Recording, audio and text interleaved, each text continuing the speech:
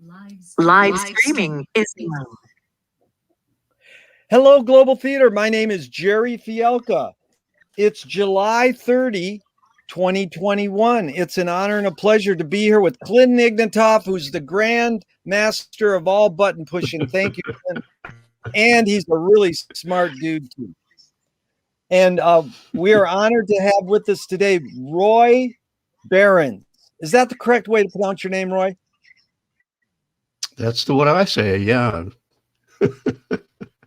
Super cool having you here, sir. What's the best thing for a human being?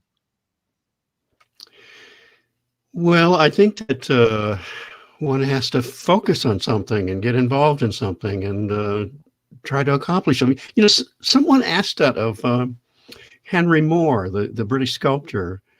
Actually, it was Donald Hall, the writer. And Moore replied that you have to get it attached to something, involved in something. You have to focus on something. And it has to be something that you can never resolve, that you just have to continue to work on for the rest of your life. Sounds like the human condition. A beautiful answer. And what's your favorite form of information, Roy? How it comes into you? Well, I think I would have to say reading. And I would have to say that in book form, not magazines, printed magazines, not certainly e-books. I haven't become accustomed to those. But since I was a child, I've been handling books, reading books, been fascinated by that. And since I've become a designer, of course, I design books. And then also I collect beautiful books. Because I like to be around them.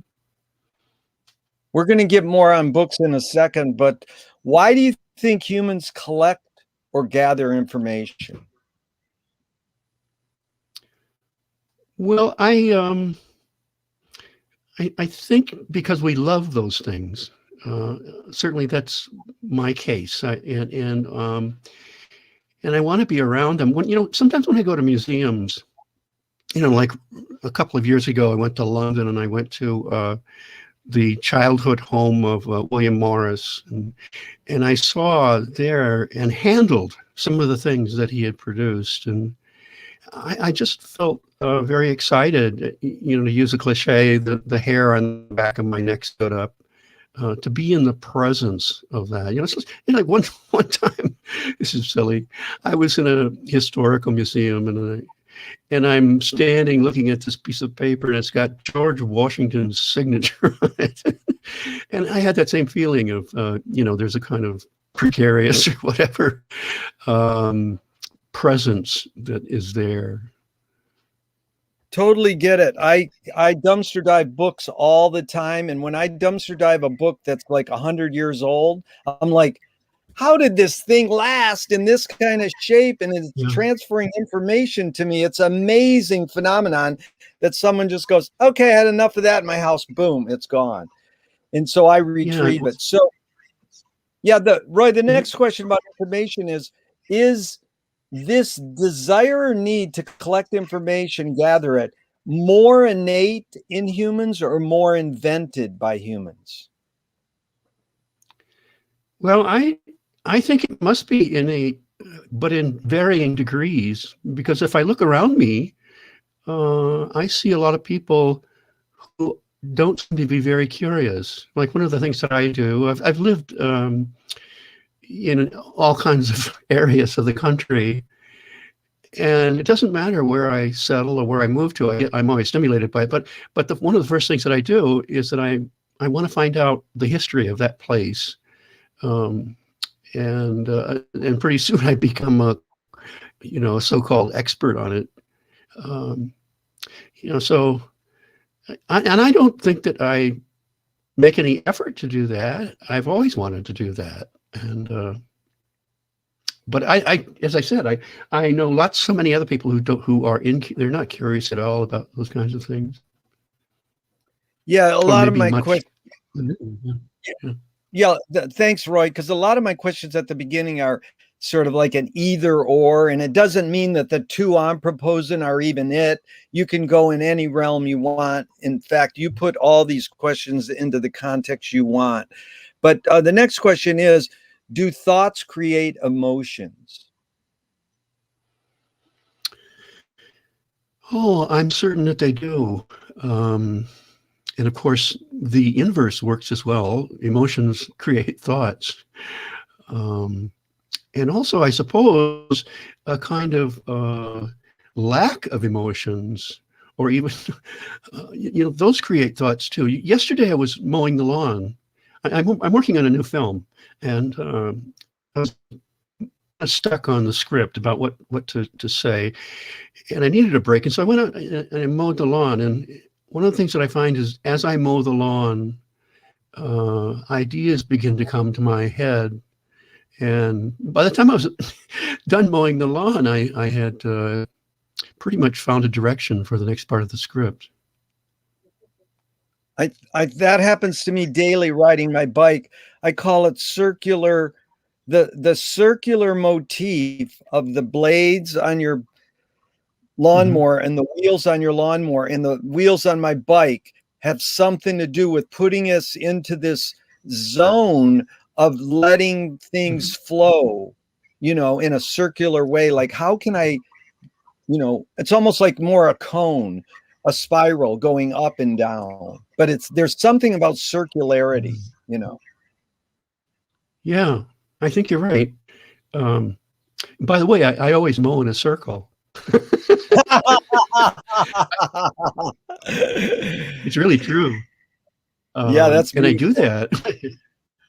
I have a 0-degree turn mower, the riding mower, and I figured this out. I said, how could you save save gas, and how could you not expend your own muscle making these sharp turns? How could you not go over the same grass areas twice? How could you not kill the animals? And I ended up devising how to mow the lawn by mowing in circles. That is beautiful. So fill in the blank, Roy. I don't know what I think until I blank. What would you fill it in with? I think until I actually contact it. Otherwise we procrastinate. Maybe that's one of the reasons why we procrastinate. But to solve procrastination is that you have to engage in activity, I think. And again, if you want to reduce anxiety and accomplish something, you really have to just start working. And sometimes it means working with your hands. Very often it does. I think mowing is like that. I grew up in a labor-based family and who didn't go to college and things of that sort. And so if you mow the lawn, then you feel justified in doing that. And maybe then your mind is free to engage in more intellectual things. It's really an important thing. I know people who are purposely security guards so they don't waste their brain cells for 8 hours a day. Then they go home and do their real work. So it's a good thing. So staying on thinking for a second, is thinking more innate or more invented? Gosh. Well, I think that you can shape it. And I like to think that that's happened with me because I grew up really enjoying and delighting in humor and wordplay. I listened to a lot of Jewish humorists on the radio when I was young, and I have grown to think that way now. So, and very quickly, in a way that I guess the 19th century would refer to as wit, or repartee, and I think that helps me. It helps me to find alternatives and to become inventive. And so I think it can be practiced. And again, as I look around me, I find all sorts of people who are bored and can't think of what to do next and that sort of thing. And I'm sort of the opposite. Beautiful. I love you brought up radio, but the word you said after wit was ripate or something like that. How do you spell that word? It's repartee. Is a Oh, French word, repartee, that repartee. that is a great word. Thank you. So sticking with thinking for a few seconds more, can humans think without language? Yeah, um, I think so. I don't have any proof of that. It's like asking the question, do animals think in the way that we do? My wife and I have always had pets in our house, and two of our favorites we had two African greys and parrots, and they were fantastic, and it was hard to believe that they didn't think in pretty much the way that we did, because they could talk, and they had little gestures and habits. And I was in Washington, D.C. one time. I was having a dinner there, and I was talking to a Harvard psychologist, and she was denying that animals could think.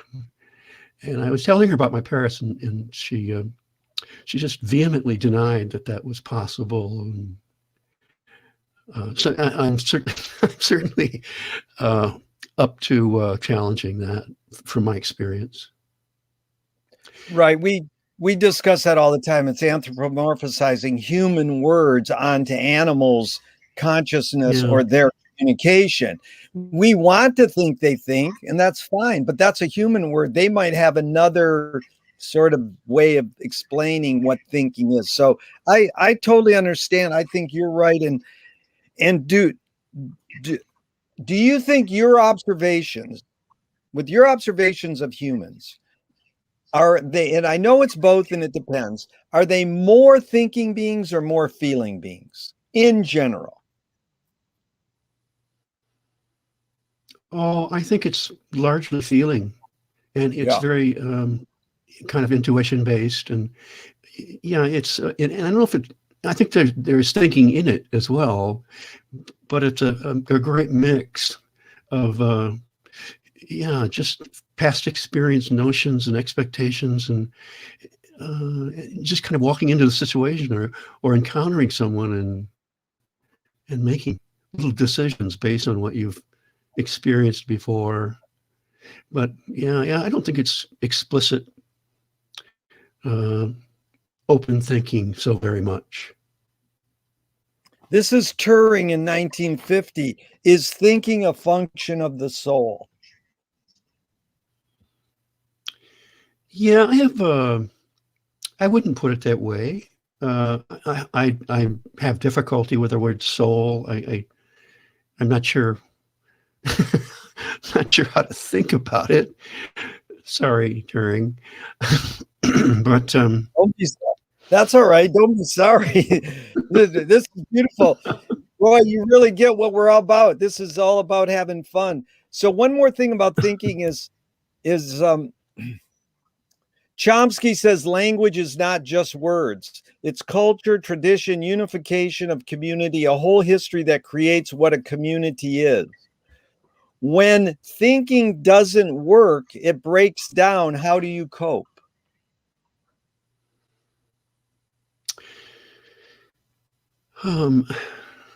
well, I agree with him, in his description of all those different dimensions that have to do, are connected with language. And I think language is so very important. And, I know a lot of people who don't, and they're very sloppy and indefinite in their language. But for me, it's very important, even when I write letters or write notes, or hopefully when I speak, I would bring in all those nuances and those multi levels that he's referring to there, I think. Yeah. It's an interesting thing because I've learned a lot from you and your newsletter, your quarterly review ballast. For the many years I subscribed to it, and we'll get into that too. I want to thank you for doing that because it really taught me a lot about language. What's more fundamental, language or music? Oh gosh, for me it's language, but I do enjoy music, and I feel like I'm not enjoying it as much as I used to, and I think part of it is because I'm losing some of my hearing, and I don't know. I used to enjoy a rather wide range of music. My wife really thrives on it. She's younger. She's 11 years old. I don't have any music. I have silence, and I seem to work most effectively that way right now. Well done. So do you more pursue happiness or more pursue meaning? Well, I think I find happiness in meaning. So when I mow the lawn, it's meaningful to me. When I'm mowing the lawn and I come up with solutions to the thing that I'm working on, some other intellectual project, I find meaning in that. I find significance. I find reason to be alive, reason to live. And if I didn't have those things, and which I often get from books, less from the internet, then I don't think that I would live very long. I mean, I think I'd be so unhappy and so distraught. I don't think I could go on. Does the brain more detect consciousness or create consciousness? Is consciousness there just bubbling away and we're detecting it, or are we actually creating it? Well, I think that it's a very deep, deep thing. And I'm kind of continually surprised by my unconscious or seemingly unconscious or less than conscious thoughts. And I think that my brain is working very actively at a level that I'm not even aware of. I think that's one of the ways that wit and repartee are able to function through that level. And sometimes I say surprising things that I'm kind of surprised that I would even think that, but it comes out of some other place in my mind. And yeah, so I'm not sure what to say beyond it. I'm sorry. This is an awkward way to talk. I'm not used to this, and I guess I'm a little tired today. But oh no, you're doing great. Yeah, it's Roy. It's more like a word you said earlier. It's just intuition. It's just a hunch. It's like impulse. Just how you feel. It's not a big deal. Like, I'm not holding you to these and saying you should know this, or you have to answer it. Yeah. It's just casual. So what's faster, speed of light or speed of thought?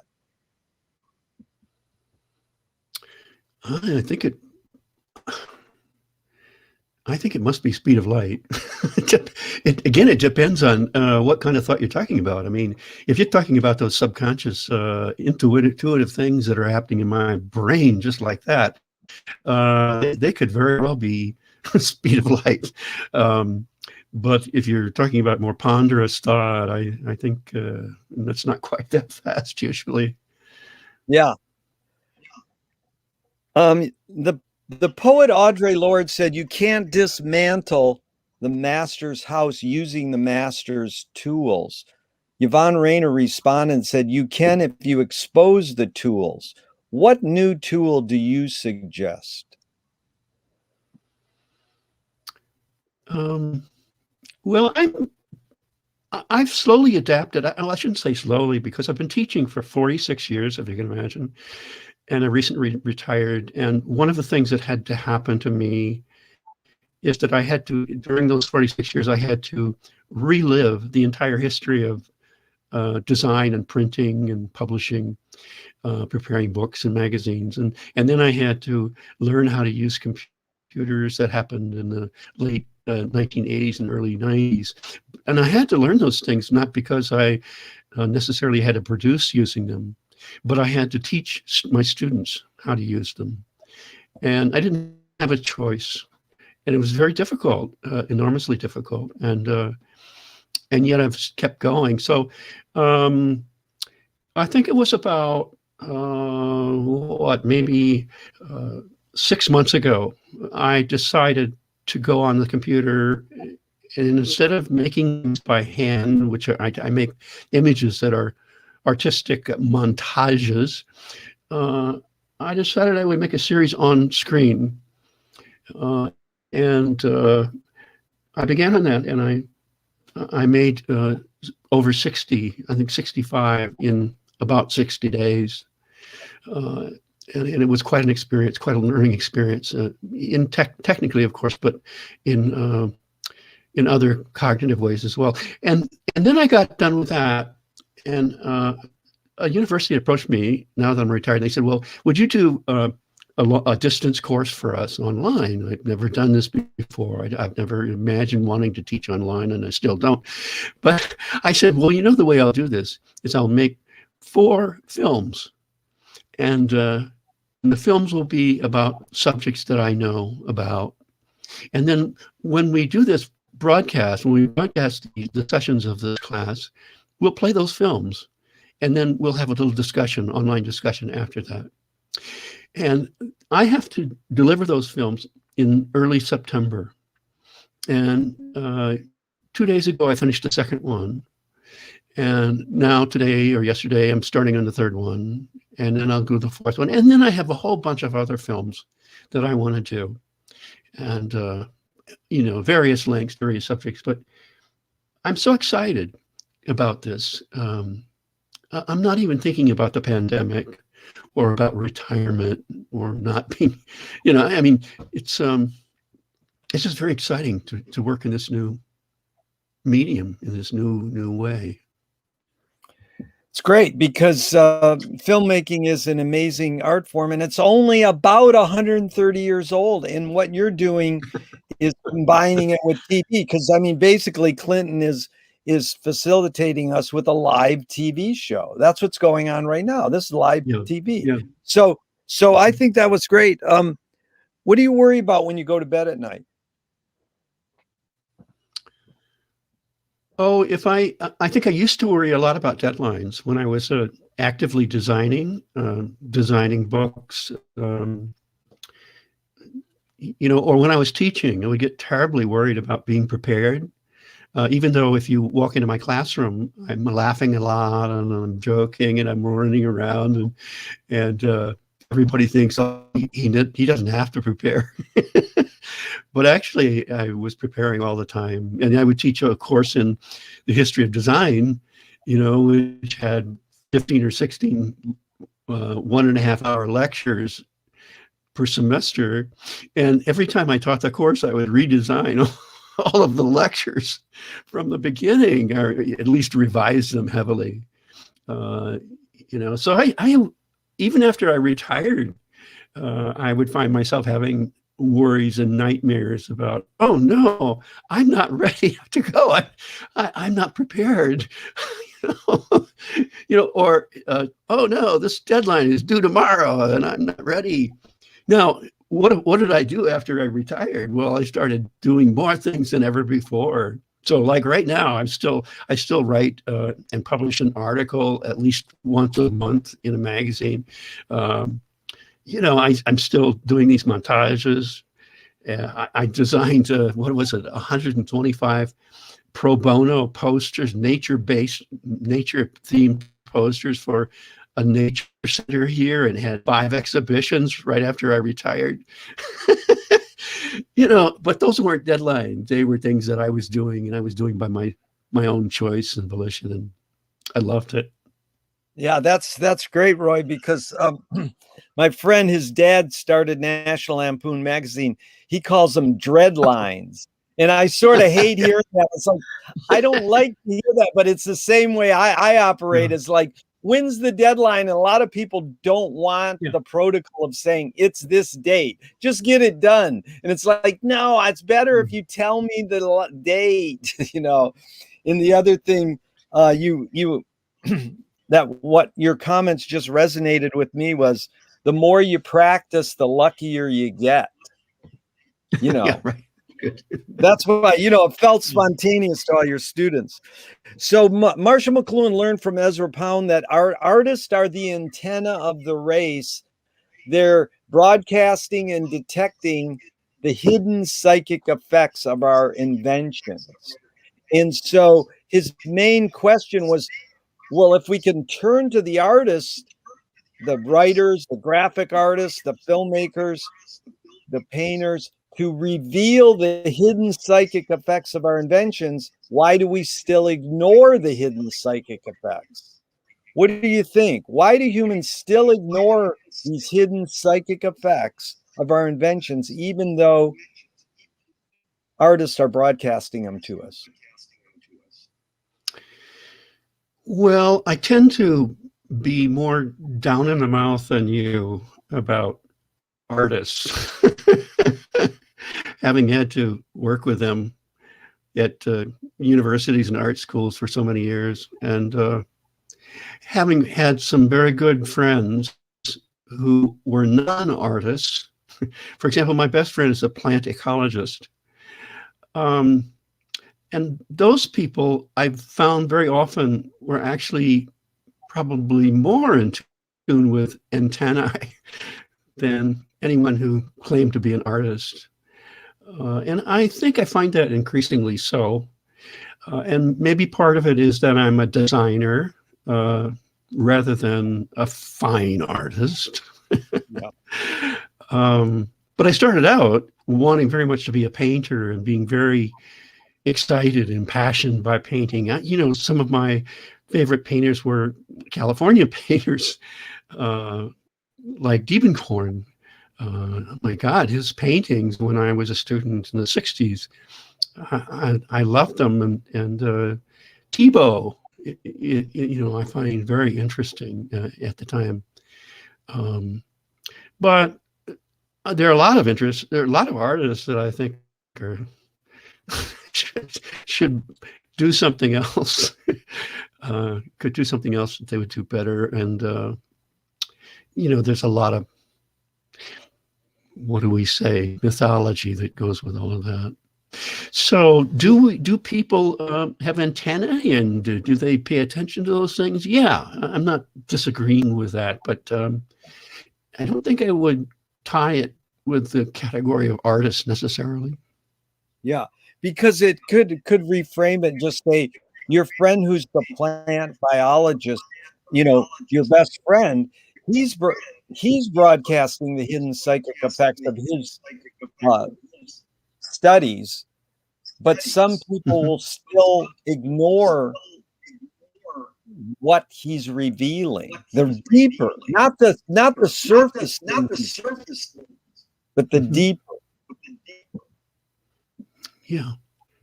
I think Abraham Maslow, the psychologist, talked about this.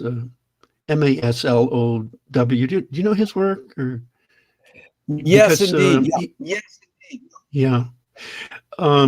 There are some passages from his books that I quote a lot, in which he talks about how to be creative, and he's saying, well, creativity doesn't fit into those other categories, like typical categories like artist or scientist or whatever, plumber.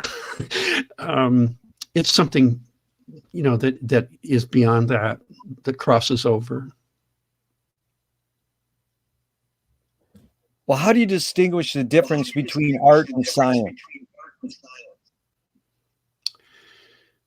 Well, I tend to cross that boundary.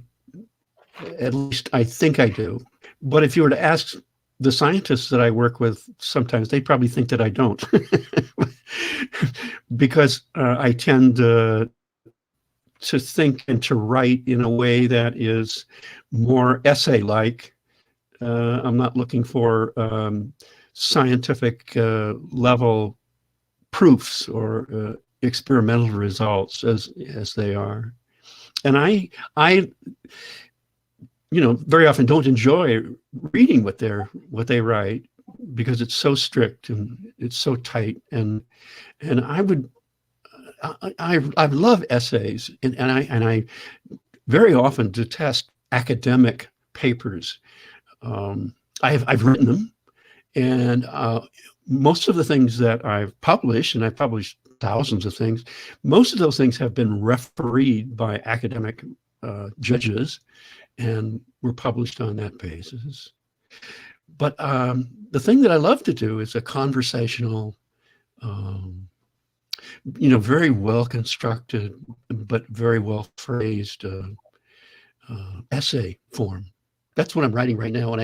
When I say that I publish an article every month in a certain magazine, it's a magazine that's published here in Iowa, and it's supposedly about the state and about its history, and I just come up with these wacko discoveries about people who lived here and what they did, and I'm investigating my environment again, and these are things that other people probably have never heard about.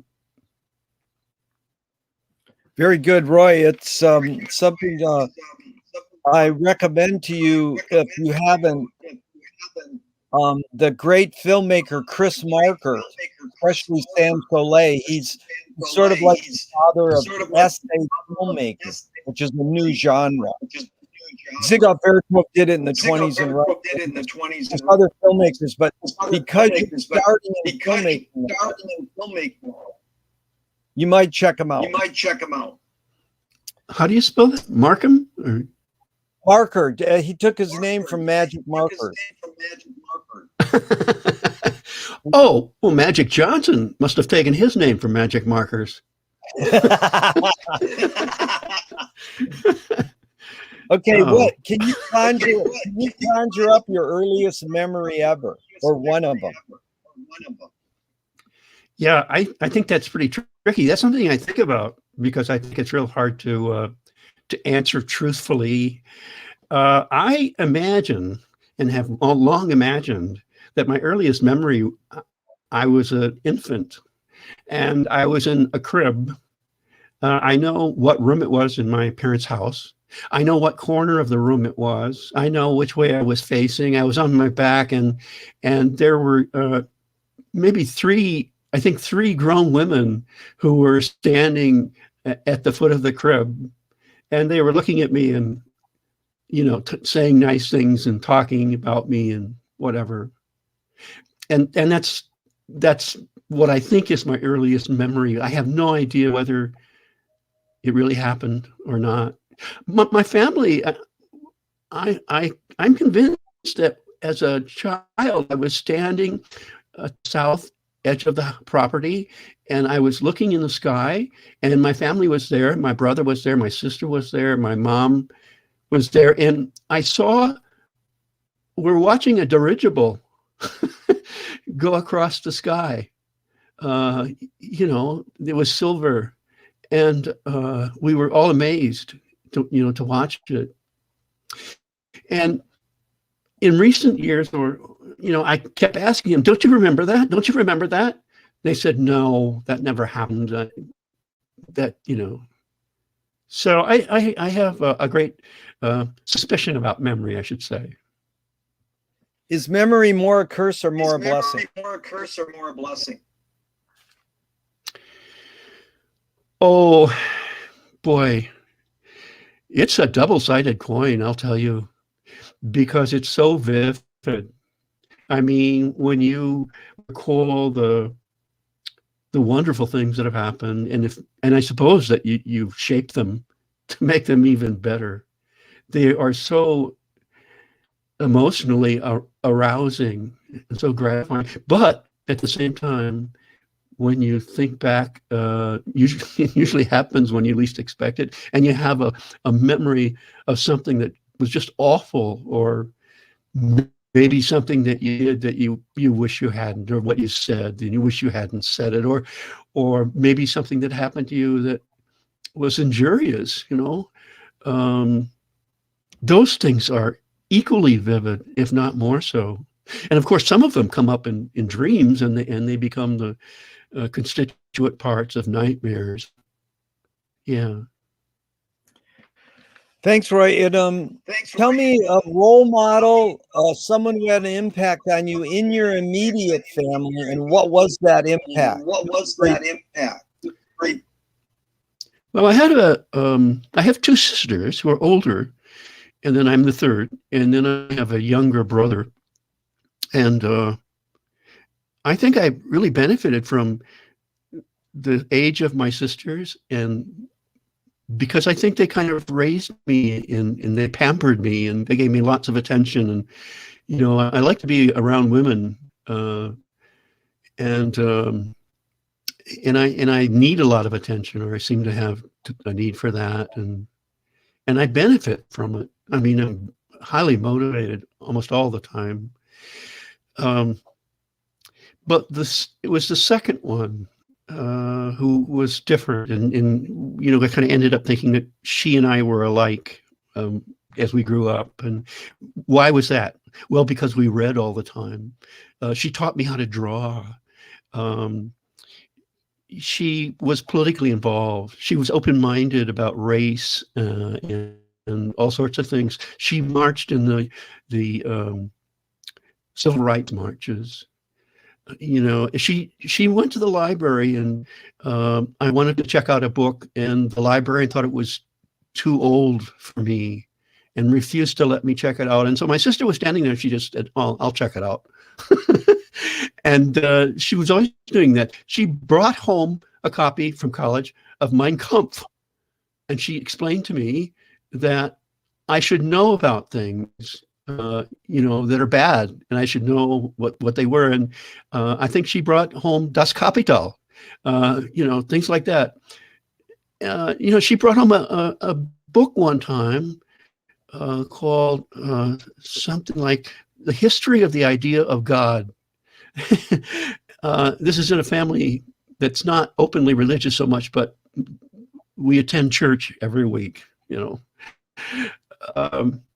and then she was the first person in the family to go to college, and she got a degree. And it's shortly after she graduated, then she urged me to go to college. And it had never really been thought of as a possibility by my parents. We were poor. And through circumstances, I was able to apply to a university and to win an art prize that gave me free tuition for the entire 4 years. And it was really with her urging and support that was able to happen. Plus the fact that I had a high school art teacher my senior year who was magnificent. He was just fantastic. And he worked with me day by day to make those kinds of things happen. He's still a very good friend of mine. So it was that sister who was so important to me. Now, the tragic part of it is that she died of Alzheimer's at quite a young age. She probably lived with it for maybe 20 years. And she became so bad, you can imagine, that not only did she not know who I was or anybody else, she didn't know who she was. It was just, at the very end, I couldn't see her anymore. I didn't want to remember her that way. Wow, But, Roy, that you can see amazing. why I'm grateful. Yeah, amazing way you told that, and I appreciate it. You basically anticipated two questions and answered them. So the next question is, do you pray? No, I don't. I have some cousins who do, and I think I have at least one who prays every morning very early, and I love to talk to her. We get along very well. She lives out there, actually, in California. But I was recently diagnosed with some medical issues, and she said, "Can I pray for you?" And I said, "Sure, go ahead, but just don't tell me." No, I don't. If God exists, what do you want God to say to you after you die? I didn't hear your question. I'm sorry. Could you say it again? Are you hearing an echo, by the way? No, I don't think Oh. so. No, I'm just, the sound is Okay. breaking up a little bit. Okay. Yeah. I am. So I'm trying to deal with. If God exists, what do you want God to say after you die?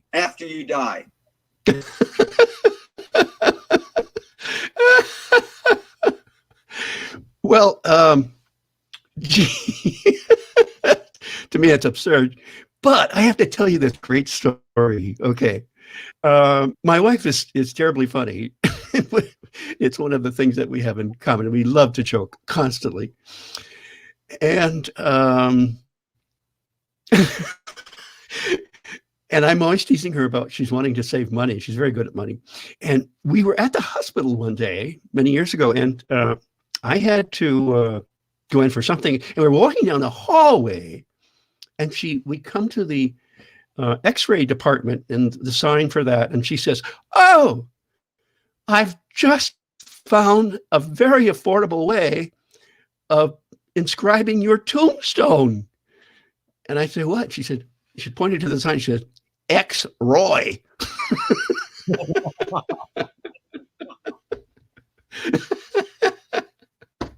But I'm not going to have a tombstone, you know. So I'm going to be cremated, whether I like it or not.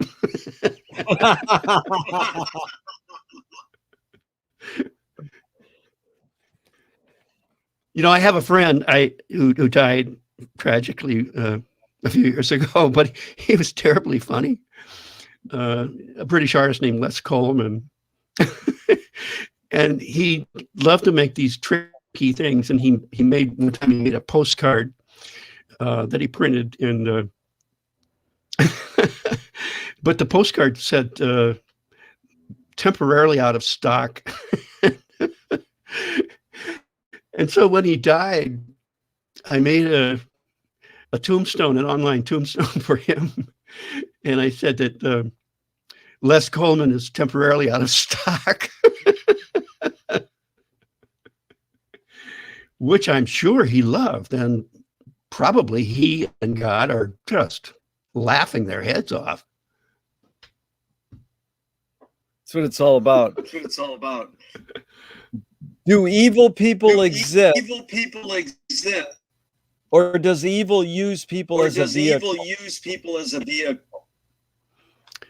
Well, I don't think that I would tend to say that evil is some kind of entity or person-like thing, in the same way that I wouldn't describe God, if I use that term, as an entity or person. I think that,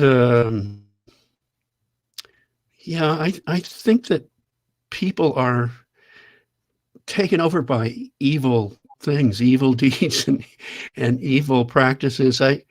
And I think that right now is a pretty good example of that. I think some of the things that are happening in the country and in the world are beyond my comprehension in terms of being destructive, cruel, non-productive, and I suppose you could say evil. I'm aghast. I didn't live through the McCarthy era, but I was cognizant when the Kefauver stuff was going on, and the Un-American Activities things, and I was certainly cognizant and active. I marched during the anti-Vietnam, activities. Ended up being drafted into the Marine Corps, if you can believe it, and succeeded. But God, I've never seen anything like what our society seems to be, and our world seems to be facing right now. Right now, yeah. How do you advise someone to deal with an enemy? Well, it's interestingly enough, I would hope that they might try to compromise and that they might try to turn that relationship around. I do believe that everyone is capable of some measure of goodness and kindness. Um, and I don't know that I'm especially good at doing that. I'm just thinking of my family again, and I think that I was accustomed when I was very young that if you didn't get along with someone, or if you thought that they had wronged you, the way that you resolve that is to stop speaking to them. You ignored them. You didn't look at them. You didn't talk to them. And I think that's so stupid and so unproductive. Some members of my family still do that. But I've all my life been trying not to work that way. I think it's better to show kindness toward people and to try to help them. And very often things can turn around. Roy, what first attracted you to pursuing a career in graphics? Well, I think that the first thing would be that I began to draw at a very early age. I can't remember when I didn't draw. And at the very same time, of course, I'm reading a lot. Began to read very early. And then when you put those two together, then of course you begin to recall that I was surrounded by picture books, and in other words, writing that is accompanied by drawings or paintings. And I don't know, it was always said that he's going to be an artist. And I've always said to myself, I'm going to be an artist. And then I went into school. Actually, I went into art education. So I actually taught 7 through 12 for 1 year until I was drafted out of the classroom. And I realized that I don't think I could be a very good teacher at that lower level. And that if I wanted to continue teaching in the art and graphics areas, I would need to get a graduate degree and go to college level teaching. And so I went to the Rhode Island School of Design, and I received a graduate degree there. And then I went on to teach at universities. And taught in universities and art schools for 46 years, as I said earlier. And what's my research responsibility? Professors commonly write papers or do scientific studies or something, experiments. And my choice was that I would write. I didn't have to, but I love to write, so I would publish that way. But my other options were that I could design. So I worked for magazines as design editor for many years, and I was an illustrator. I illustrated books and short stories. I did the cover of Jerzy Kosinski's The Painted Bird, the 10th year edition. I did stories of Margaret Atwood and Joyce Carol Oates and Guy Davenport. I did lots of stuff like that. And then I got more heavily into designing books, and because I became disenchanted by working with book publishers, and they all very often produced things that were not of very good quality. They weren't of the kinds of things I'd like to handle and have around me. And so in 2002, my wife and I, this is after Ballast. Ballast is still going on, but no, maybe it ended. But anyway, we decided to start our own book publishing company because now we could sell online, all that sort of thing. We did. And at that point, I had full control. The only thing that I didn't do was to run the press. But I did everything else. I did the writing, I did the editing, I did the illustrations, I did the preparing the print files, everything. And my wife was the person who took care of all the accounts and the mailing, the shipping, and it worked out beautifully. Really well put, Roy. In your pursuits of more creative work, Not working for others. Not working for others. What role does intention What play role does in your intention creative play process? in your creative process? Oh, I think it's quite heavy. And I mean, what by that I mean, I don't. By the way, don't usually have a problem with working for others if they give me enough room. And sometimes I prosper even when I work for myself if I give myself some restrictions. And invariably, I do give myself restrictions because I have some vague thing I want to do or some vague direction I want to go into. Like I knew I wanted to make films recently, and I just hadn't gotten to it. I knew I wanted to make montages, digital montages. I hadn't gotten to it. When I designed all those nature-themed posters, I knew I wanted to do something in support of nature and wildlife preservation, and I wanted to do something in the public good. So I had, intention was very, very heavy in all of those things. And, but now I have to qualify that because I think in the process, at least in the process of designing, in the process of writing, I always leave lots of room of non-planning, meaning that I don't sit down and make a chapter by chapter outline. I don't sit down and diagram what I'm going to do. I don't make preliminary sketches of anything.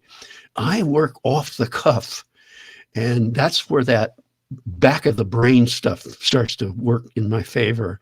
And I'm really quite surprised sometimes at how the whole thing comes together in the end and how so coherent it is, even though it wasn't pre-planned. Duchamp says there's no art without an audience. There's no art without an audience. What role does the audience play when you're creating? When you're creating? Well, I think that I am my primary audience, so I have to please myself.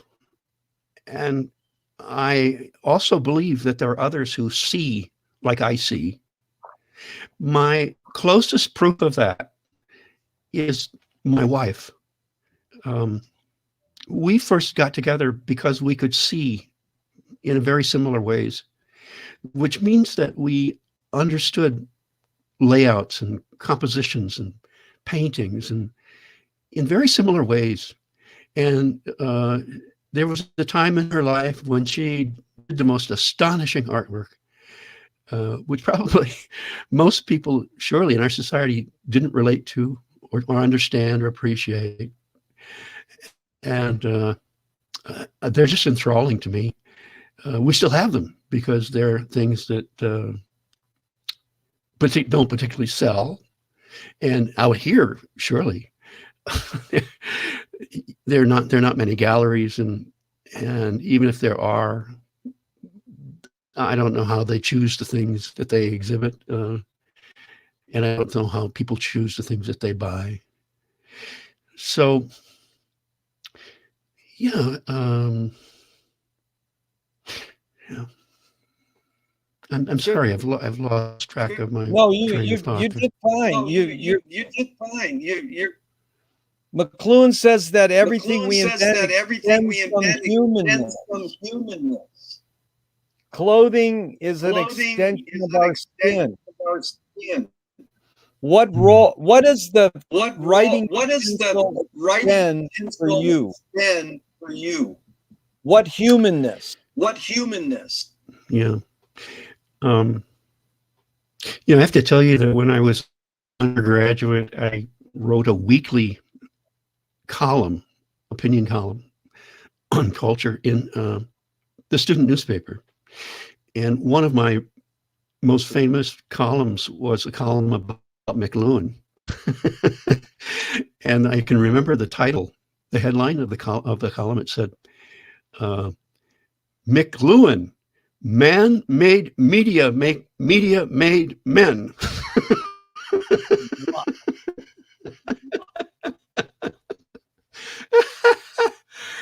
that was great.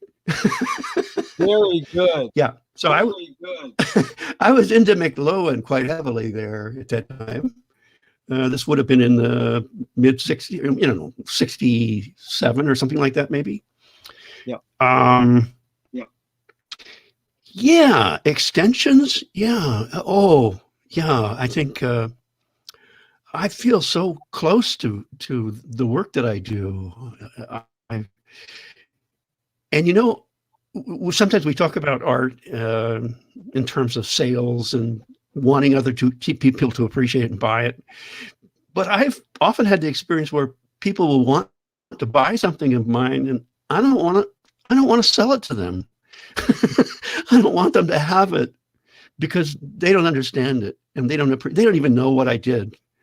I don't know why they like it. It has some weird reason, or they see a shape of Pennsylvania in it or something, or or they like dogs. Yeah, it's not what I'm doing. There've been other situations in which I've worked as a writer for magazines, and they've come back and said that they want this part rewritten or that or this, and there have been, it doesn't happen often, but there have been, I think, at least 2 situations where I've said to them, hey, I don't make my living as a writer. Just take it, or let's just forget about it and get somebody else. Oh, well. Rather than them change it, you said, hey. Oh, it's not the process of changing. I'm really open to that, actually, and I'm very cooperative in working with people. They were going to make it trash. Oh, yeah. What you said reminded me of Salvador Dali. His main collector in America bought that first famous Dali painting because it was like a Western landscape. It's a true heavy story. It's really fun. Hey, was this the guy that ended up founding the Dali Museum in St. Petersburg? Yeah. Hey, I got to tell you a story about. I'll have to send you this. In 1952, Salvador Dali came to my campus here to speak, and he came because Edward R. Murrow had to cancel.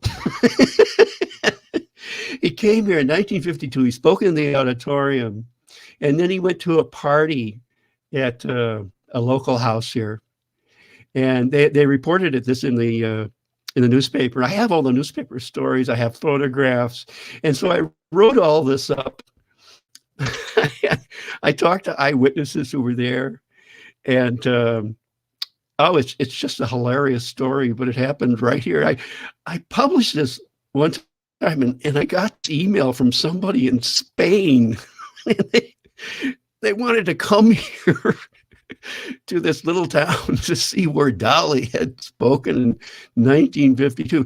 I had a professor, a friend who was on the faculty at that time, and before Dali's talk at the auditorium, this guy went up secretly to the stage and he covered the lectern with brown craft paper, thinking that Dali would doodle while he was talking. And then this guy would have these original Dali drawings, right? And so he did it, and Dali doodled. And then they went to the party. They all went to the party, the faculty. And the guy rushes back after the party, and the janitors have thrown away the Dali doodles. Oh, my.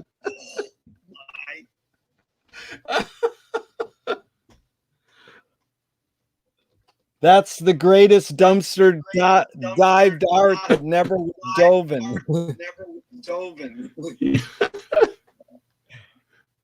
Hey, if you don't know, Dali's cover, I didn't catch that again. Salvador Dali's cover of TV Guide magazine. In 62, you can In Google image 62, it. you can Google image it. Also, Dolly did the cover Also, of a Jackie Dolly did the Gleason cover of a album. Jackie Gleason album. Okay. Good story, Roy. Good story, Roy. What was the motive So, of the What cave, was the motive of the Of the what? cave artist? cave artist? Oh. Oh, boy. That's a mystery, isn't it? That's so fascinating. It's so complex. I mean, in a way, it's so unknowable. That question is so unanswerable. There are so many options.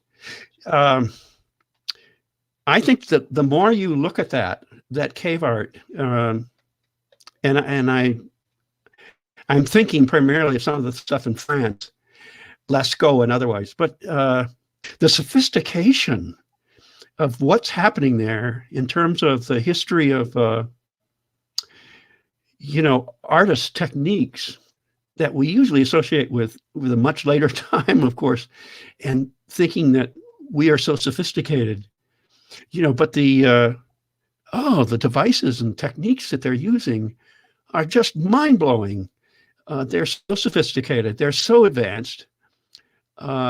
You wonder how could they have arrived at those when we usually think that some of those things didn't emerge until the Renaissance or maybe a little bit earlier. So I don't know what their intention was. I mean, some people say that it's so common to see an open palm, that's been marked there by using powders or something, that's an indicator of saying it's a selfie, in essence, a cave art selfie. But I don't know. I have no idea. Or, there's in one of those caves, there's an example of what's called anamorphosis, where it's like the Ames demonstrations from the 1940s and 50s. The distorted rooms, I don't know if you recall those, but those are based on distorted perspective, and they're really quite interesting things. And if you go to those caves, sometimes you find those at that time, and they're just very obviously setups like that. They're like laboratory illusions. That's just remarkable to me. Roy, you said Ames. You didn't mean Charles and Ray. Eames.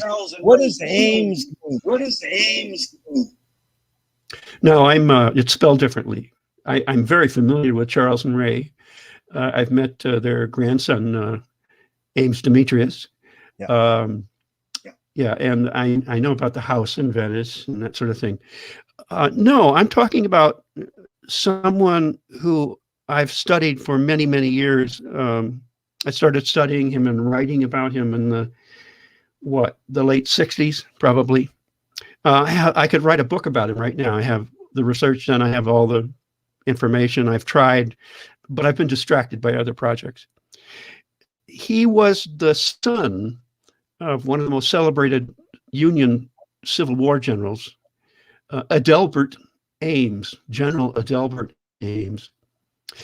And he is the grandfather of George Plimpton. But he went to Harvard. He intended to be a lawyer, and he became disenchanted. Came from a very wealthy blue blood family in New England. He became disenchanted with law, and he suddenly quit. And he fixed up a mobile studio and toured the country and made plein air paintings of landscapes. And as he was studying art, he got very, very interested in vision and optics, and ended up joining the staff at Dartmouth. And it was there then that he founded something called the Dartmouth Eye Institute with funding from the Rockefellers. And as a consequence of that, he developed a series of about 20 what you might call visual illusions. I think they're more properly called laboratory setups. Gregory Bateson was very interested in these, as were other people, E.H. Gombrich and so forth. And in one of these, which is the original now, is at the Exploratorium in San Francisco. In one of these, it's a distorted room, and on one side is only 1/2 the height of the opposite side. And the back wall is a trapezoid shape. But all of the windows and the checkerboard floor, all those things are adjusted so that if you put two people in there of the same size, one of them appears to be very tall and the other one seems to be very short.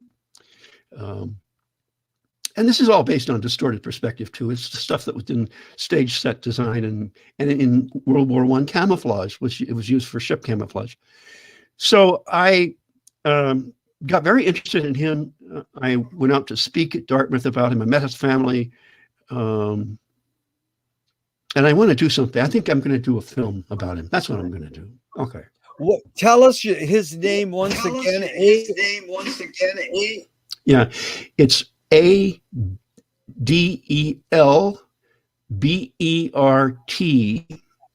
Delbert, and the last name is Ames, A-M-E-S. Great. So if you go to Wikipedia, I've written articles, an article on his life. You'll find links to my published articles about his life and so forth. It's a good lead into camouflage, but before we go into film, which I was truly enlightened by, tell us your motives and the consequences of the laugh. Oh, okay. I call it ballast. A ballast, sorry. Yeah. And, you know, it comes from the word for ship ballast, which were weighted cargo that could be adjusted or thrown off when to increase the stability of a ship. And metaphorically, I saw it as being pieces of literature, sometimes very short, sometimes longer, but always within fair use, that I had not written, but I had found when I was reading other people's writings, and which made me stop and do a double take or just about die laughing because they were so hilarious. And what I used to do when I was teaching is that I had a bulletin board outside my office, in which was a very busy hallway, and I would find these things. I typed them up and I pinned them on that bulletin board, and there would be throngs of students constantly at my bulletin board reading these things of all sorts. And at some point I said, I'm going to start a magazine. And I could do it because it was offset printing, dirty offset printing. I didn't have the computer, so I used an IBM Selectric typewriter to do the typesetting. And then I did paste ups just using Xerox and pen and ink and that sort of thing. And it became a quarterly. And it was called Ballast, in part because it was an allusion to a magazine from 1915 by the Vortices in England. And that magazine's title was Blast. And so I was, referring to that. And then it was also called Ballast because that was an acronym for Books, Art, Language, Logic, Ambiguity, Science, and Teaching, which was a kind of list of the things that fascinate me particularly. And so that started in 1985, and it continued for 21 years. And in those days, it meant, for the most part, typing up the mailing labels for each issue. And it was picked up by Whole Earth Catalog. It was picked up by Communication Arts Magazine. It was picked up by Print Magazine in New York. It was picked up by other people, and people began to send it and to send subscriptions to other people. And pretty soon I had a pretty stable subscription rate of about 400, and sometimes it would be higher than that. And people didn't have to subscribe to it, except that I wanted them to pay for the postage. I would pay for the printing. They had to pay for the postage. So I said, well, just send me stamps. And they did. They were so wonderful. And they would often send a note. You know, I have a lot of the notes remaining.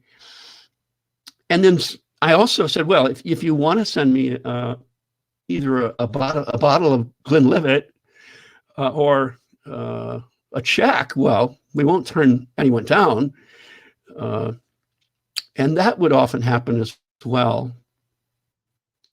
Oh, I have to tell you, one of the people who sent me checks for this, since you're from California, was the older lawyer on LA Law, Richard Dysart.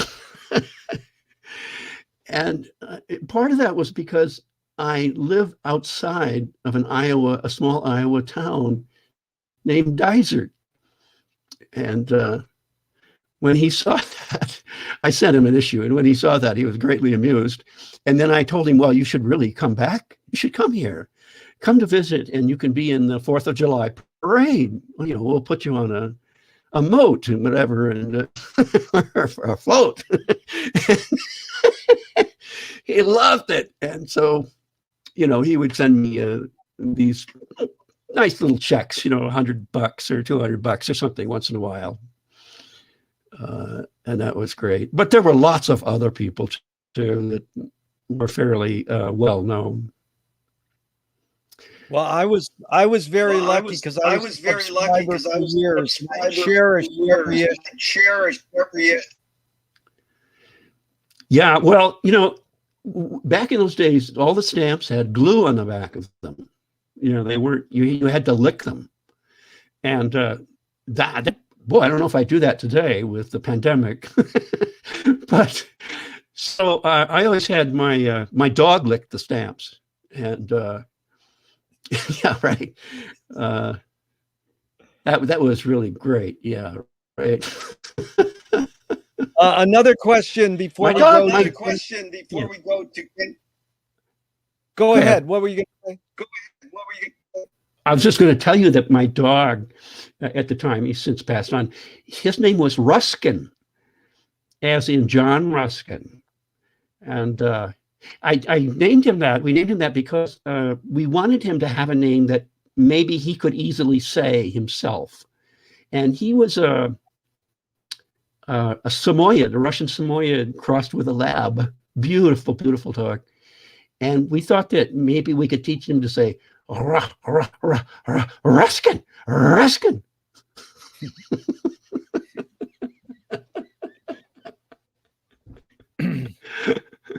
Beautiful. Didn't happen. We taught a Malamute in Ann Arbor, Michigan once how to say, I love you.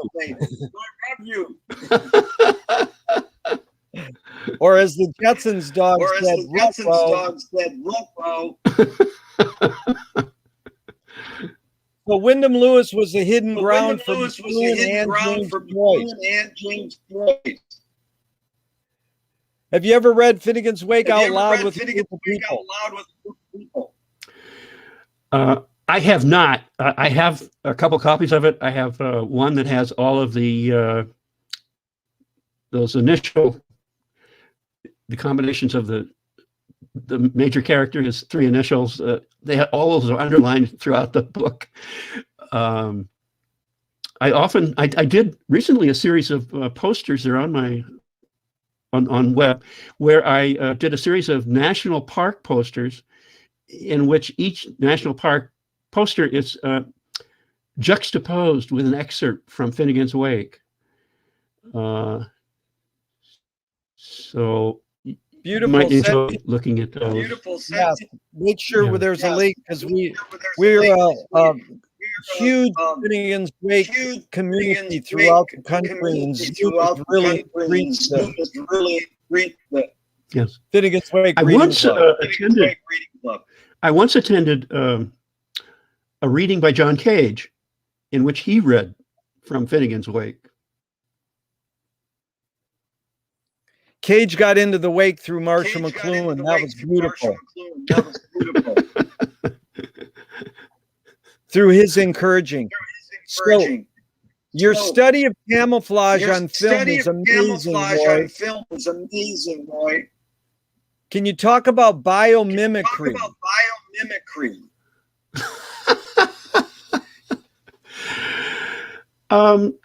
No, not really. I'm very much into mimicry, and I'm fascinated by it.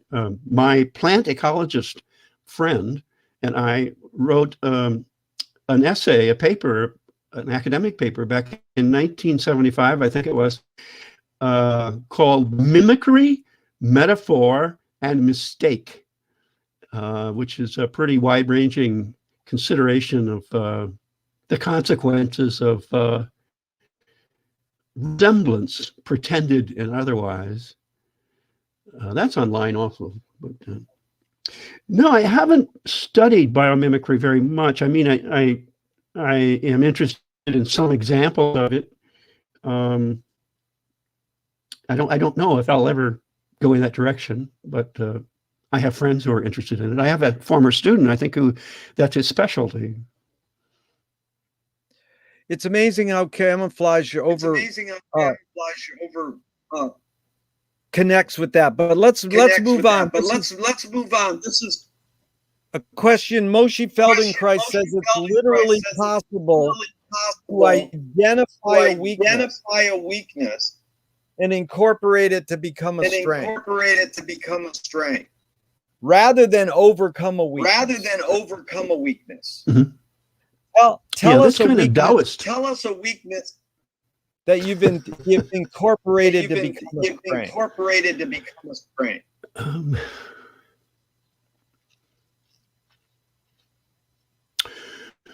I suppose that I think early in my life, as a grade school or a young student,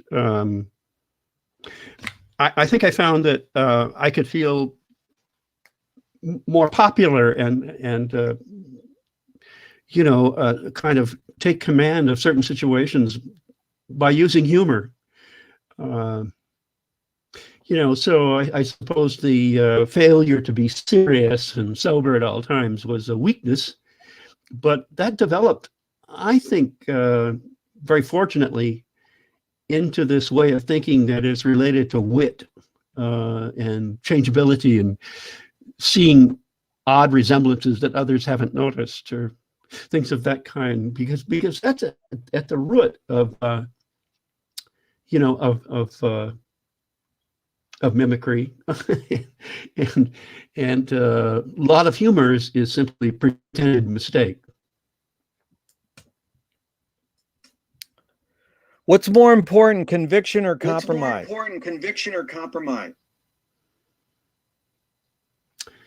Yeah. I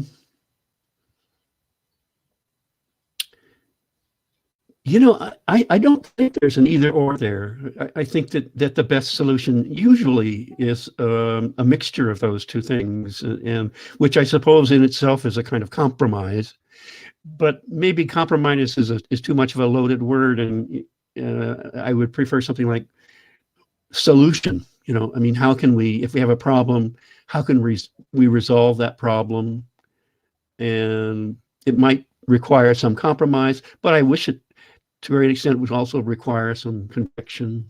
You're maybe non-intentionally reminding me of some ongoing things in the Congress right now that are very disturbing. Duchamp said there's no problem, there's no solution, because there's no problem.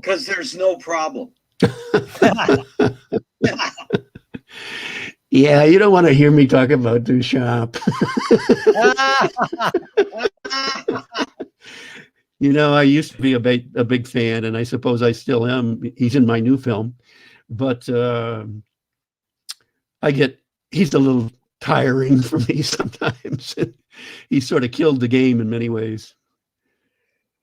I agree, and I think that's the beauty of him. Yeah. My favorite artist in the world is street artist in Venice, California. For 4 years. His aphorism is art isn't.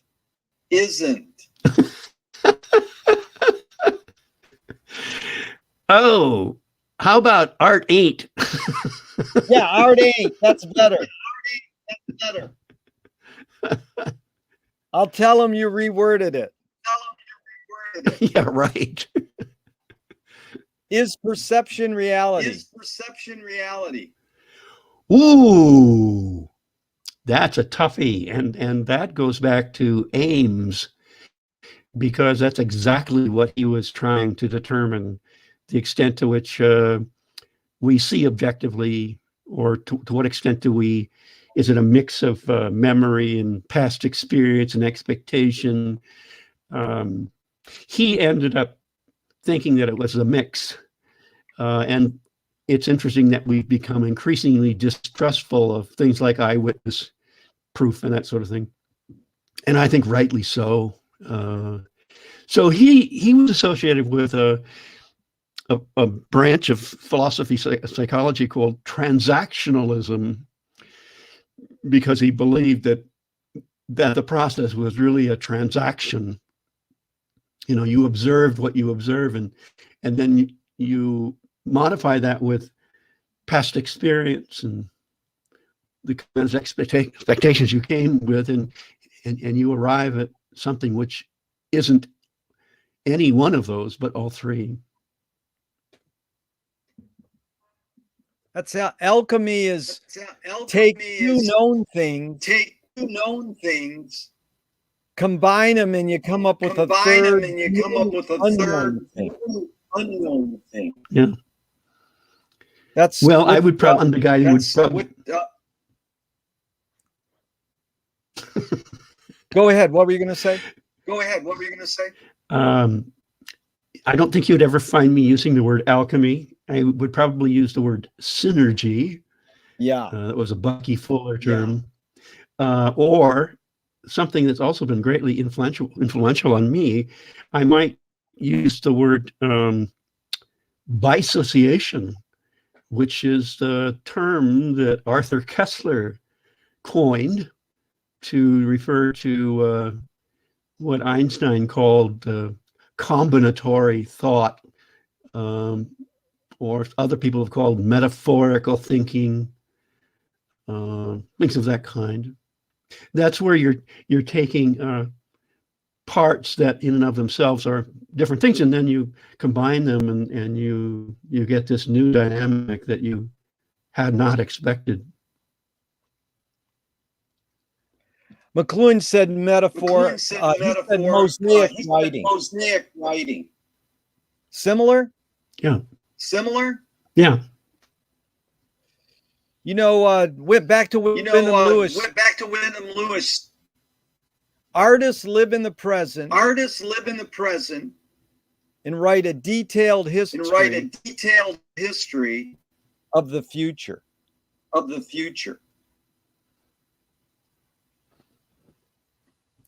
Thanks, Marshall.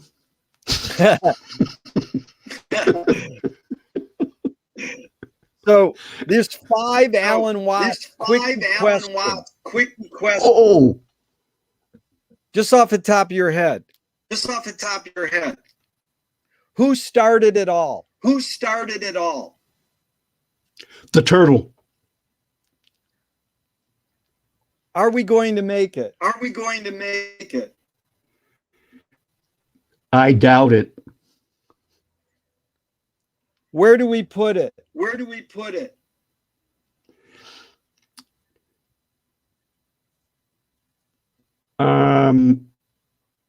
you can easily find it again. You answered a question with a question, Roy. You win.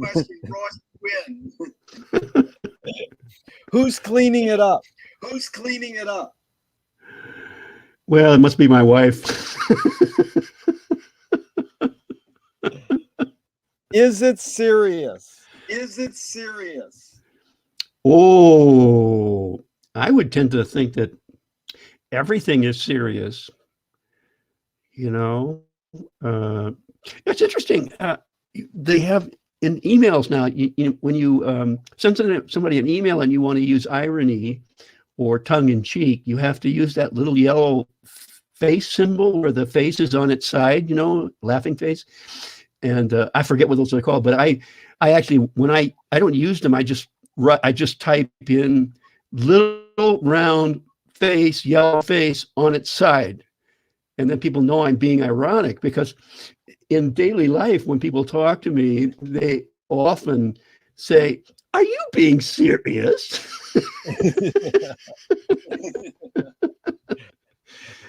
That is beautiful. Like, hey, if you get it.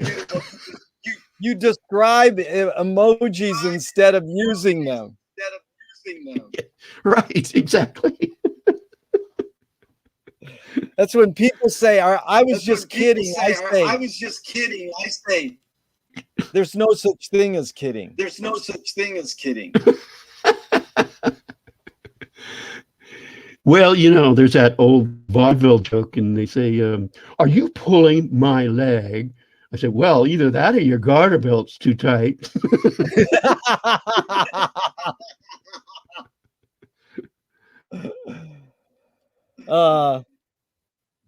Yeah, I got to write that one down.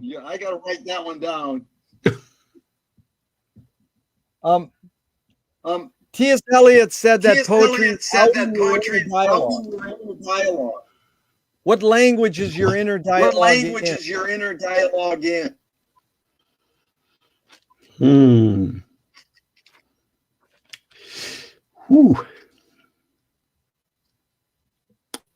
Ooh. Boy, that's a toughie. I would think that it would be sort of like the style of writing that I prefer. I mean, I think it would be casual. I think it would be friendly. I think it would be insightful, but not snotty and not pretentious. When I was teaching in the university, I was really disheartened by all the pretentiousness. And so my students would come into the classroom, and they would be apprehensive the first day, and they didn't know what they should call me. And so they said, now, how do you want us to address you? Shall we call you doctor? Shall we call you professor? Shall we call you sir? And I said to them, I really detest that academic pretension. I don't want you calling me that at all. Just call me by my first name, which is Roy. And then I would pause and I would say, but wait a minute. Roy in French means king. Maybe you should call me Your Highness or or sire.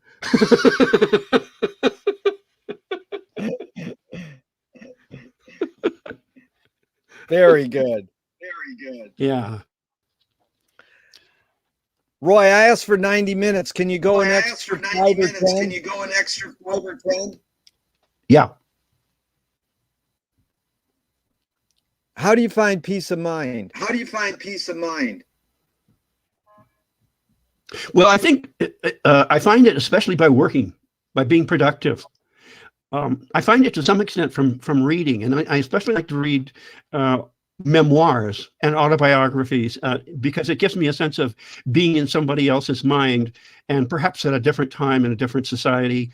It takes me back to some other place, but even that is a kind of productivity to me. I mean, it feels like I'm doing something worthwhile. Yeah, and if it's something that is published or doesn't disappear right away, then maybe that's better. I don't know if I would be a very good actor, on stage, because once the play is ended, then it disappears. Can you forget to die? Can you forget to die?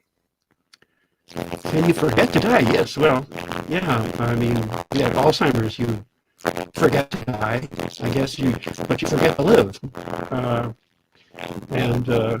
So I guess it's that you die before you die physically. Yeah, I've written about that when I was in Australia and gave a talk at a conference and likened camouflage, figures ground distinction, and blending to Alzheimer's. And because when we were first born, we have childhood amnesia. We don't remember the earliest moments of our lives. And I was saying that, when we die, maybe the same thing happens. Maybe that's what Alzheimer's is, or other kinds of dementia, that we are going back into a kind of black fog. So you could forget to die. Unless you sound an alarm clock. We got a lot of sound distortion. Any tips, Clinton? Can't hear you. I can't hear you. Of course you can't hear me. All right. I was thinking. This is So in just the past minute or so, we've been unable to make out what you're saying there, Roy. So I was wondering maybe if you left and came back, we could reset the connection or something like this. Should I do it too? Because mine echoes. Then you hear my echo? That's a separate issue. Okay. So Roy, why don't you go out and come back in, and we'll try to finish up without this heavy distortion. So Clinton, does this mean that was lost? That recording? No, everything's fine. No, everything's fine. It's just the last minute. The last minute. The death thoughts were pretty distorted. So I should sign out now, right? Yes. Sign out and sign right back in. Okay. There's a little red receiver hanging up a button near the bottom of the browser pane there. All right, he found it. So, Clinton, what about my echo? You didn't hear it at all? No, I did hear it. What I assume is happening is that he's been gradually turning up the volume to make out what you're saying throughout the interview, and it's starting to feed back through his microphone. So I should have immediately said, turn your volume down. Right. Now, with respect to his comfort and being able to hear the proceedings, that's But I can talk louder. I can just say in the future, I will talk louder, but you have to turn your mic down. Yeah. All right. Okay, did that work? That worked. Roy, one thing is turn your sound down a hair, because everything sounds fine now, doesn't it? Okay. Excellent. So I think we're cooking with gas, gentlemen. Yeah. So let's just go to the next question. That was fun, though, because the whole answer on "Can you forget to die" was deep, and it was in another Bardo. On what occasion do you lie? Oh, I have to confess, I do a lot of little fibbing, and it's probably related to my use of irony, exaggeration, that is humor based, but it's sometimes there's not a sharp line between that. And if I'm in a social situation and somebody asks me to do something that I don't want to do, but I don't want to offend them, I very frequently, give up some other reason that is inoffensive to them. But that happens quite a bit. Roy, if you were walking down the street today and you met yourself as a 12-year-old, what would you say to your 12-year-old self?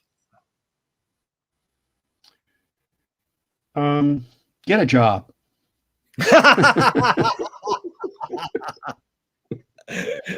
Yeah. Richard Berry, who wrote the song Louie Louie, he was asked about jobs once, and he says, "Job? I can't even spell job." And I've used that line for about 40 years. And one guy responded, he said, "Can you spell broke?"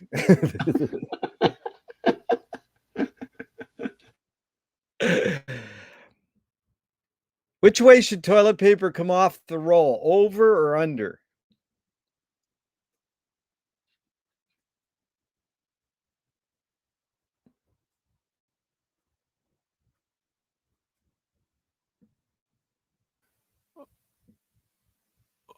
Oh, Roy, you may have inadvertently muted yourself. You unmute, Roy.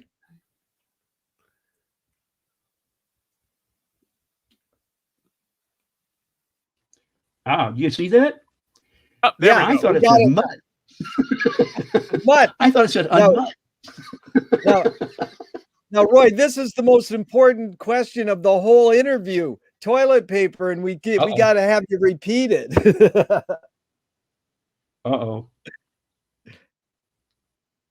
What's the question? Which way should toilet paper come off the roll, over or under?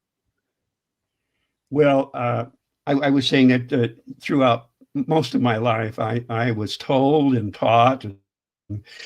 I actually have a graduate degree in it, that it should come off the front edge, and then only recently, like maybe 12 years ago, I learned that actually it should come out the back. And then someone else told me, no. It's women should, do it one way, and then men should do it the other way. What they say is, how long does it take a man to replace the empty paper roll? And somebody else said, well, we don't know. No man has ever done it.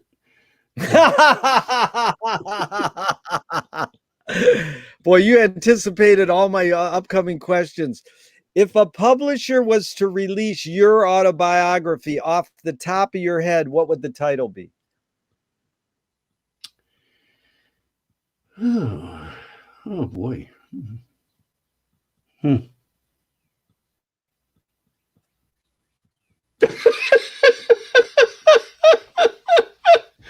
Well, this is not the time to be speechless, is it?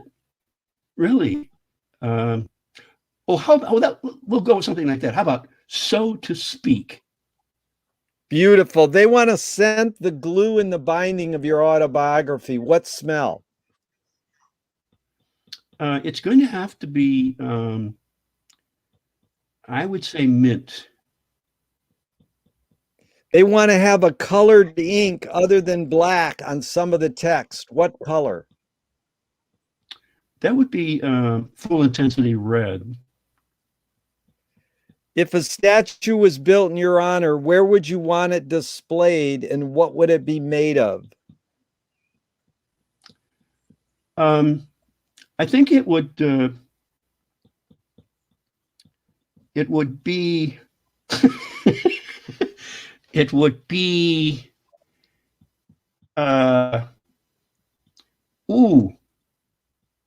be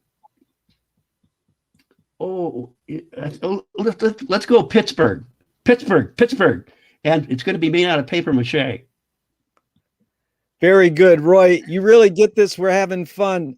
Please tell me something good you never had and you never want. Well, a Rolls Royce. Great answer. If you were in a vat of vomit up to your neck and someone threw a bag of shit at your face, what would you do? Duck. Good animal. Lewis Carroll said, I believe as many as 6 impossible things before breakfast. Have you believed in any impossible things lately?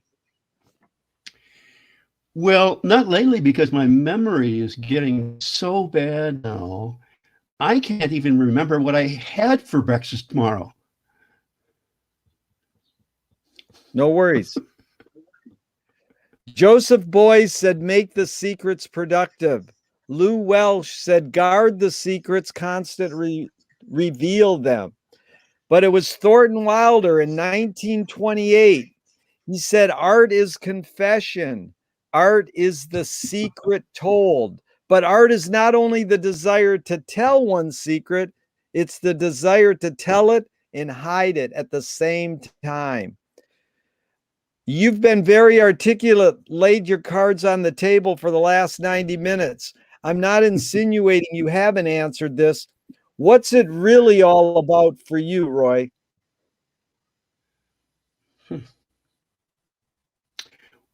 Well, I think that really at heart, I'm still doing what I did as a child. My wife says that too. Not without some humor. I mean, she really loves me, but I am a rather a kind of person who never grew up, and to me that means a lot of things. But I love to play in a lot of different ways. But I also do many of the very same creative activities that I did when I was young, and I get the same kind of pleasure out of doing them, I think. Yeah, play is a very important word in all our studies of McLuhan and Finnegan's Wake. And we're going to bring Clinton on because I know he's been listening and's been quite intrigued by you and your you're being so dang articulate and funny. So Clinton, thanks for saving the day. I wish we would have fixed that earlier, but it made me reduce all my questions down to like really short, and it gave you more talking time. I think So what do you got really well? Yeah, great talk, and I love all the little touchstones and commonalities that came up there. You mentioning the vortices and Wyndham Lewis blast and whatnot, because they come up on my channel here all the time. That's a lot of fun. I wanted to ask you though about if you go into more of the relation you think between art and mimicry, because I found that interesting. I've been thinking of mimicry as something more superficial than being, in a sense that people who practice in front of a mirror or who perform their way through life or who mimic are lacking in some sort of depth or feel some sort of fraudulent, like they're faking their way through life. But then how does mimicry intersect with real art then, in the way that it seems you were hinting at? Oh, I see mimicry as being founded on the perception of similarity in the widest sense. And I don't think that that's simple. I think trying to decide what is truly similar or legitimately similar is very difficult. And it determines what belongs together. And it is at the basis of concepts that we come up with or notions of species. A lot of the things that in our society right now that are being argued about in very vehemently, I mean, people are killing other people because of them, are categories. And they are founded on their perception of similarities and differences. And I think that process is the root of most of the conflicts in human society. And so maybe that's one of the most important things to study. You know, Aristotle, when they asked him, what's the most important thing to do, to know about, he said it was metaphor. Because in metaphor, you're pretending that there is a connection between things that society normally sees disconnection. And poetry is the basis of that, but so is most of invention. And I think a lot of what we call art is rooted in that as well. You know, supposedly Velcro was invented because the Swiss guy was out walking his dog and it got these these thistle attachments on its fur, and he looked at them under a microscope and patterned Velcro after that. I don't know if that's true. There are lots of these things that are kind of made up. Does that That's help? true. I think so. The burrs that stick onto your clothes and whatnot. Yeah. I think that's a true story. Yeah. No, the lot of the biomimicry thing is heavy. That was a great question, Clinton, because if McLuhan says we extend our humanness with our inventions, that's why we invent, because we're extending our humanness. You know, what did we invent to replace or to extend our eyelids? Was the shutter in a camera, in the shutter in a projector. Yeah. And so then it's almost like a flip that McLuhan, it's a conundrum. McLuhan said the most human thing is our inventions, is our technologies. So we're extending these, but are we looking to nature to how to extend them or why we extend them? You know, did the first music composers hear the birds and go, well, I can do that with I can whistle like a bird. So they started composing because they heard the birds composing. Mm. I'm So sure the nature's Go been ahead. doing far better a great many things that we're only clumsily trying to imitate, I suppose, or Yeah. mimic. So, yeah. No, But the that matching and helps a lot. making, Clinton, your question is based a lot on McLuhan saying there's matching and making. So, you know, if you go to Picasso, art is a lie that tells the truth. You go to Faulkner, or sometimes the best fiction is more true than journalism. You go to Hunter Thompson, who just typed out Faulkner Fitzgerald and just duplicated these people so that he could learn how to do it well. If you go to the masters and you just learn how to redo it, then you will find the way. You know, I mean, there's a few people I wonder about, like Sun Ra, because he knew how to play piano like all the great boogie woogie jazz pianists.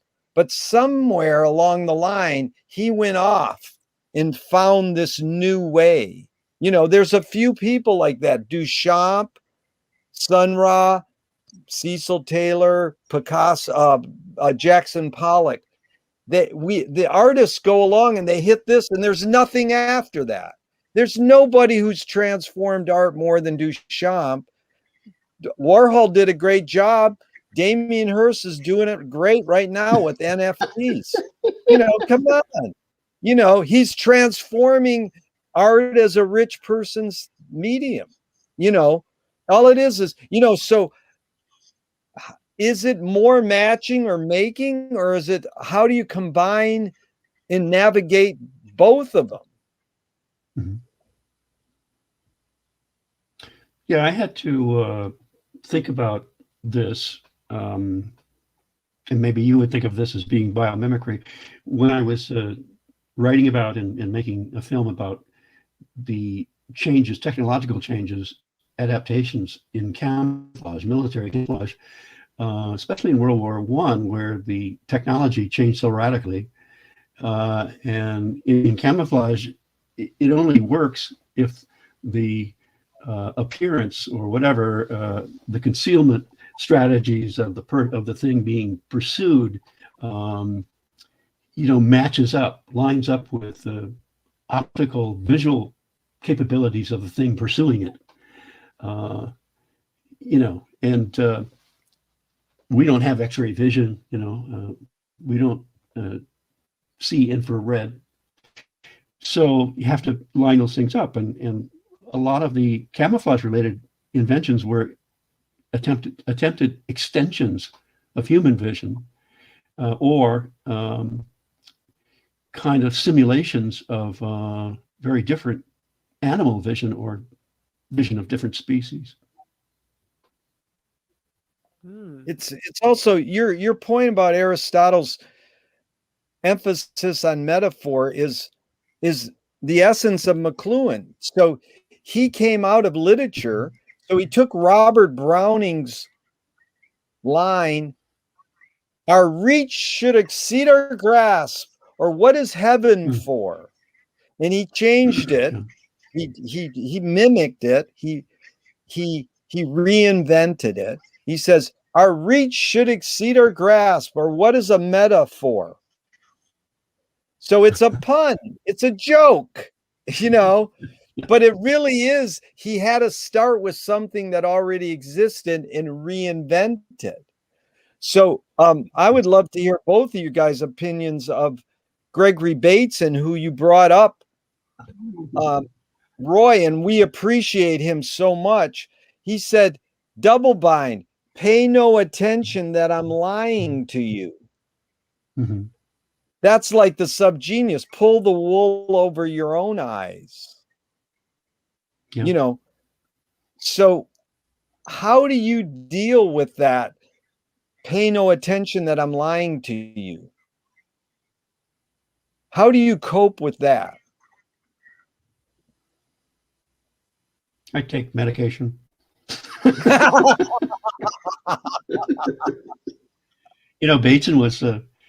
Bateson was an enormous influence on me. Steps to an Ecology of Mind. That was a fantastic book. There was a lot of interesting stuff going on at that time. I don't think I didn't relate to McLuhan as much as you do, but there were people, at that time, that era was the time of the Vietnam War protests, and a lot of interesting out of the classroom stuff going on. People reading things that they weren't required to read, and it was just a very exciting time. Bucky Fuller. Yes, yeah.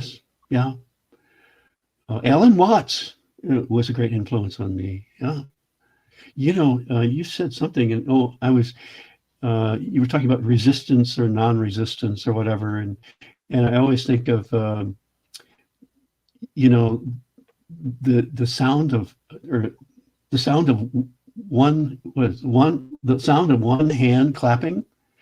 What is it? Well, it's going along with the force that you're opposing rather than to go against it, which makes a lot of sense when you think about it. That's Roy. Yeah, go ahead. Watts was a what? He was the inventor of the steam engine, actually.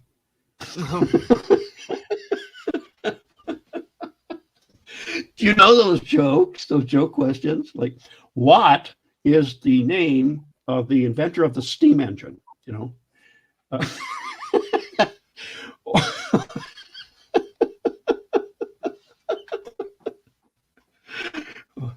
Or which craft was? Send me all those. I want them. I need those. Those have all been published in Ballast. Well, this has been truly enlightening. I got a couple more closing out questions. Unless, Clinton, you have another one, go ahead. Okay. So what's the most healthy or impactful cultural shift you see developing today, Roy?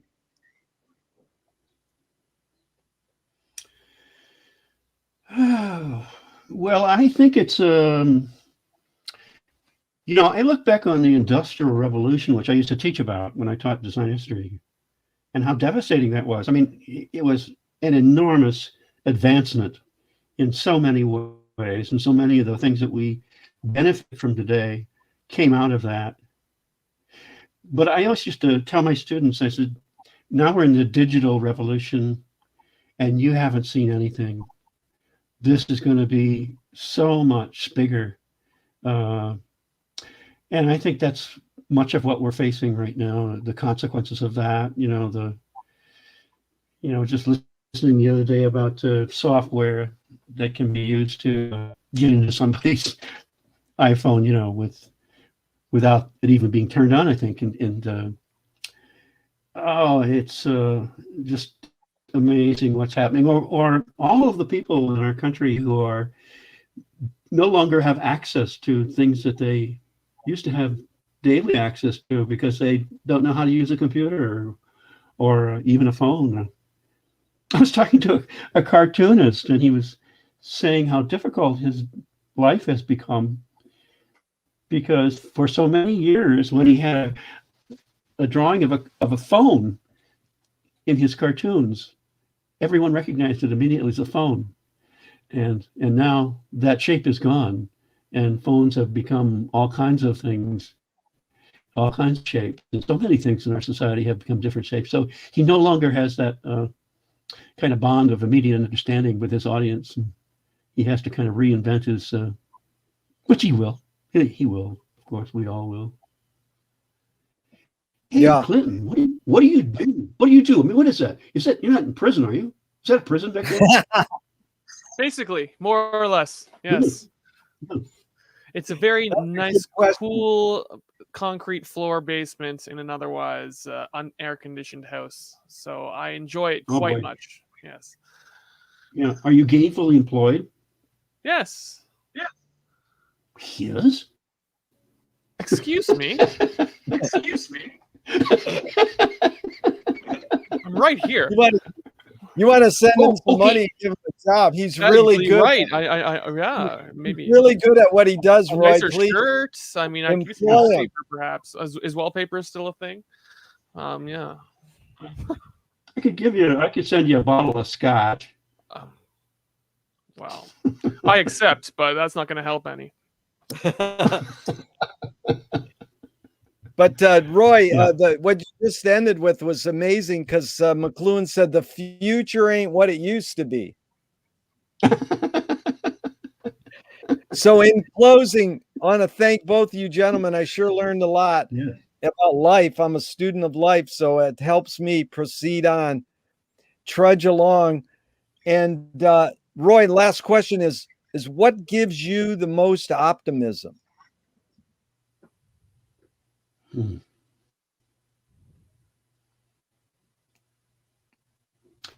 Well, it's not.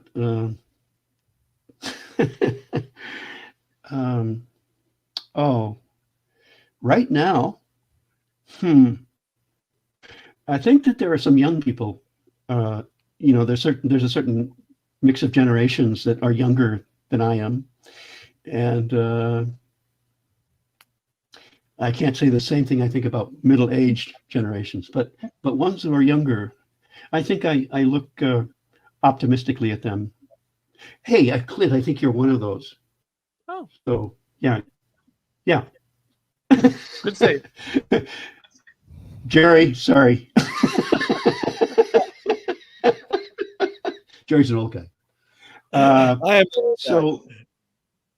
I think there's some hope there. I live on a farm, but it's about a couple miles outside of a small Iowa town, very conservative, and just very, it's just very sad to see the ideas and the people and how misinformed they are about just about anything. And hopefully the young people can save us. Really good. I had a great time too. Yeah, it was really fun, and you ended on a good note because it is the answer I get the most of the time is what gives you the most optimism. And I got that question was the last question they asked Groucho Marx, and he said other people. But most people say, for a guy who spent his life cutting down people, but most people do say youth, their children, and Clinton is definitely someone who's younger than us who has hope and knows that there's a deeper level to explore. And thank God he knows which buttons to push and talk intelligently. But the beauty is that you, Roy, have that attitude of play, which is youthful, which is, we're just Yeah. still playing in the sandbox here and having fun. So I always say funky, which is fun is the key. So And I thought mun is a key. thank you so much, Roy. Thank you, Clinton. Yeah. Thank you so